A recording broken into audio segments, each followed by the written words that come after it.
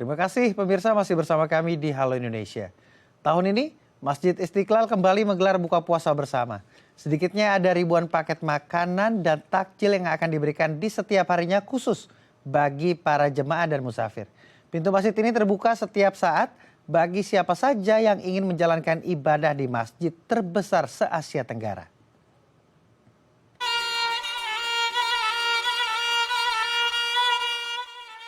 Beginilah suasana buka puasa bersama di Masjid Istiqlal, Jakarta Pusat.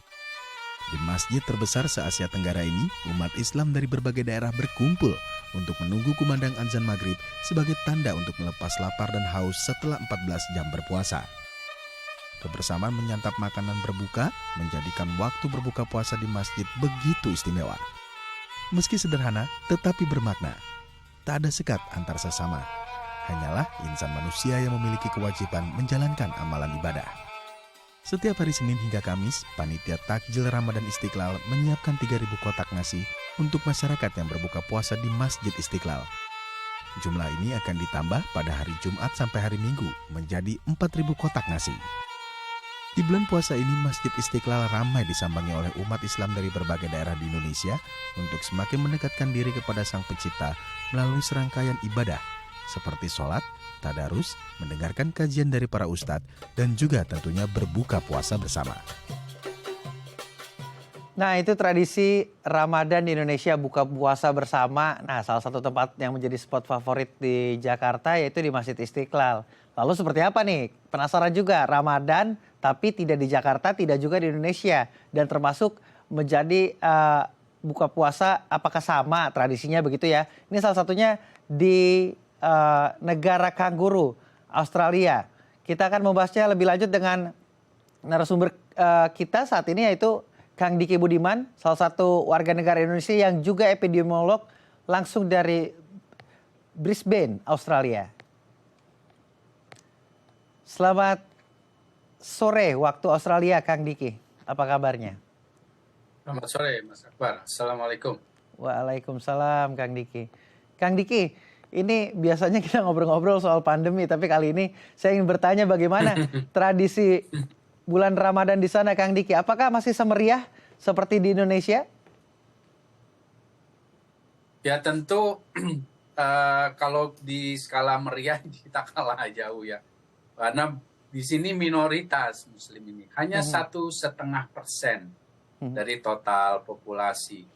Jadi hanya beberapa ribu saja dan di Brisbane ya termasuk yang bahkan mungkin dibanding kota besar lain di Australia paling sedikit ya. Karena di sini jumlah penduduk juga secara total juga kisarannya 5 juta. Nah tentunya yang membedakan di sini selain juga karena jumlahnya sedikit, masjidnya juga sedikit ya, berjauhan ya.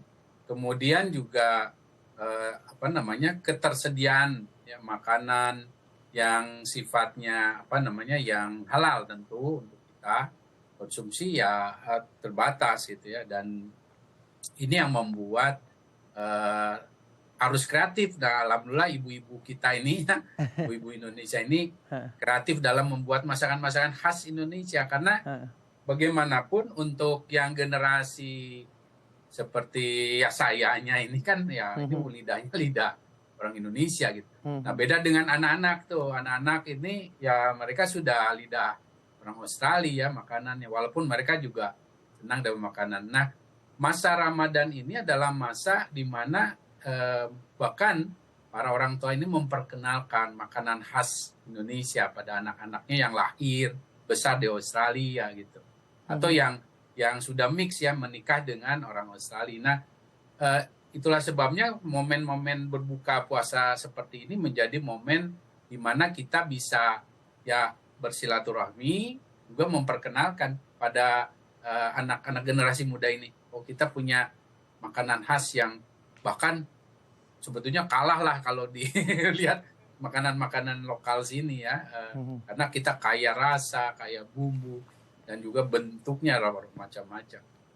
Itu saya lihat di tayangan Kang Diki, itu ya, berkumpul buka puasa bersama juga sering dilakukan ya oleh teman-teman WNI di sana? Hampir kalau yang besar, maksudnya yang melibatkan banyak orang, biasanya hanya ya 2 minggu atau 1 minggu sekali.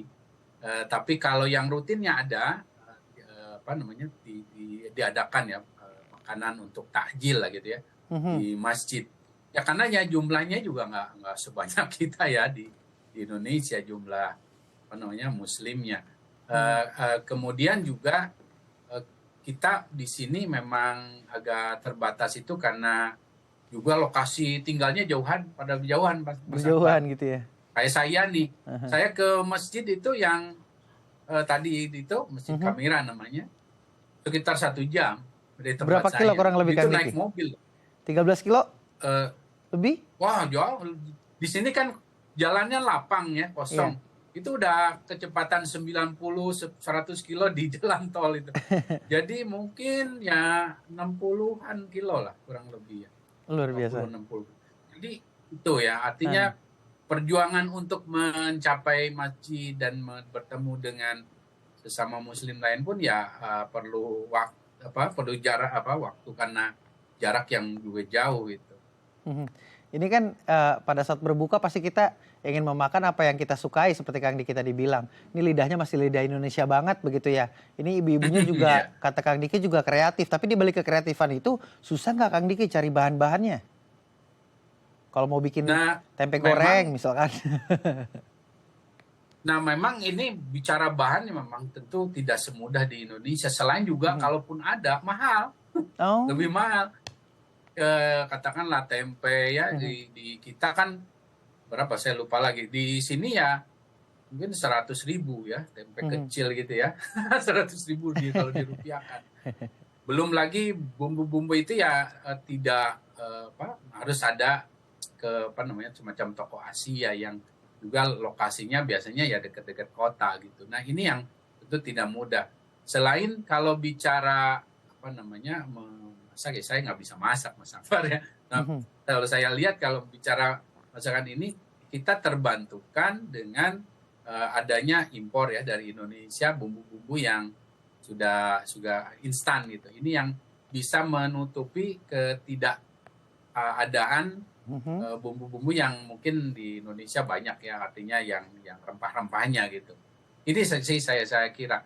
Dan kalau saya rasakan ya tidak kalah sebetulnya ya rasanya ya itu karena kepintaran ibu-ibu aja ya. Mhm. Mhm. Hanya memang karena bahan ya misalnya kalau saya kan seneng bisa misalnya es campur lah kalau di Bandung ya Wah, saya kan dari mantap. orang Bandung. Ya di sini peyem kan nggak ada. Kalau Iya. peyem itu tape ya. Heeh. Tape itu kan nggak ada. Jadi yang Mhm. begitu itu yang ya susah gitu di Iya. sini kecuali apa namanya mengimpor sendiri kali atau mencari yang lain. Kemudian yang misalnya juga sulit kalau di kita kan candil ya apa namanya kalau buka puasa takjil tuh ya.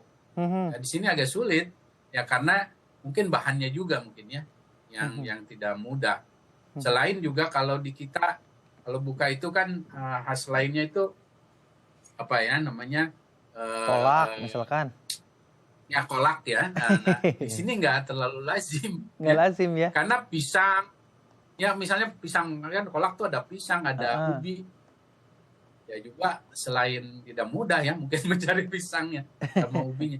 Nah ini yang ya tentu membedakannya. Nah tapi setidaknya pada secara umum ya ini seperti kita lihat ya kombinasi antara makanannya ini ada gorengan ya dengan makanan yang lokal Australia ya cukuplah untuk kita menikmati berbuka bersama ya Mhm. kebersamaan. Nah, Kang Diki biasanya kalau di hari rayanya begitu, teman-teman WNI atau teman-teman yang muslim begitu apakah berkumpul di satu titik, di satu masjid untuk melakukan, prosesi yang sama begitu?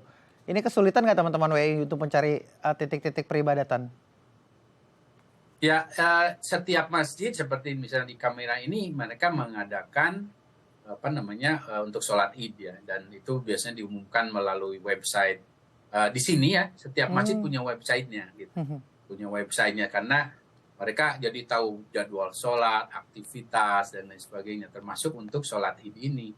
Mereka kan kalau di sini kan pakai hilal ya hitung apa melihat bulan Dan mereka jadi tahu, oh untuk sholat Idnya jam sekian sampai jam sekian. Dan itu yang bisa diakses. Dan kan di sini harus juga itu register, Mas Akbar. Oh, kalau di gitu. kita kan ya datang aja gitu kan. Kalau di sini register, karena bicara fasilitas parkir, bicara juga daya tampung dari masjid itu, yang kemungkinan ini kan di luar. Nah itu sekali lagi biasanya di sini udah berkelompok. Kalau misalnya keturunan Arab ya ada masjidnya sendiri gitu ya. Kalau tadi itu Indonesia ya, Kamira ini Indonesia, alhamdulillah kita udah bisa punya masjid ya, AIDA ini. Dan memang mayoritas orang Indonesia nih, walaupun bicara mayoritas nih ya tetap sedikit juga ya, nggak seperti kita gitu. Tetap ada rasa rindu begitu ya, ingin pulang ke kampung halaman, khususnya kalau Kang Diki saya tahu pulangnya ke Bandung nih, biasanya ketemu es campur. Tapi puasa kali ini nggak ketemu es campur nih Kang Diki nih. Kang Diki, terima kasih telah berbagi bersama kami di Halo Indonesia mengenai situasi bulan Ramadan di Australia. Seru banget tapi. Makasih Kang Diki. Assalamualaikum. Selamat beraktivitas. Mohon makasih. Baik pemirsa, kami akan kembali usai jeda, jangan kemana-mana, tetap di Halo Indonesia.